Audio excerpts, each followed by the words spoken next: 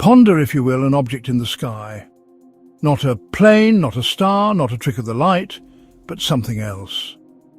The modern term UFO was coined by US Air Force Captain Edward J. Ruppelt in 1951 as an attempt to lend credibility to an otherwise ridiculed subject.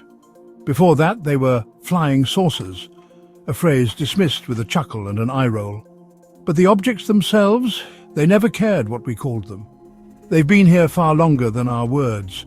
To the skeptical mind, UFOs are a modern myth, a product of the atomic age. But that mind would be mistaken. The Roman historian Julius Obsequens wrote of ships in the sky. The Emperor Charlemagne issued edicts against the aerial ships disturbing the heavens.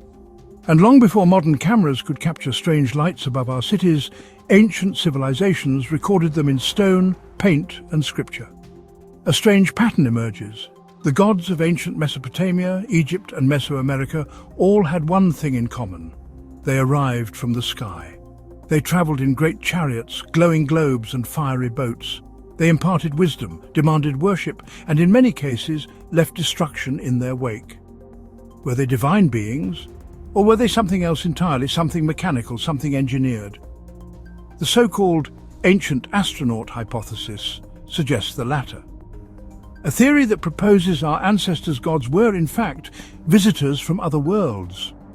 Throughout history, these unexplained phenomena have captured our imagination, challenging our understanding of the universe and our place within it. As we continue to search the skies, we must ask ourselves, are we alone in the universe, or have we been visited all along? Oddly, with regard to UFOs, the debate continues. Today we call them tic-tacs, UAPs, anomalies.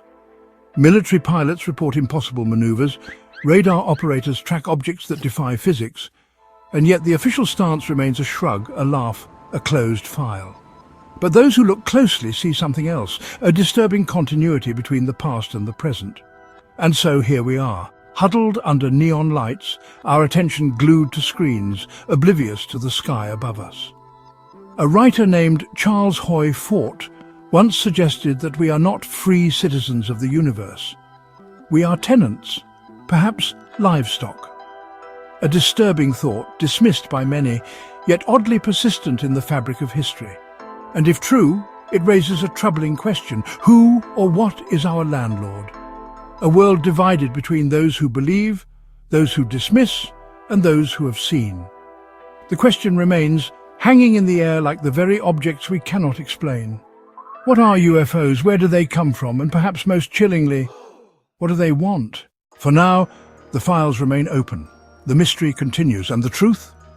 It waits somewhere above, just beyond the limits of our perception. Perhaps one day it will descend. Until then, we watch and wonder.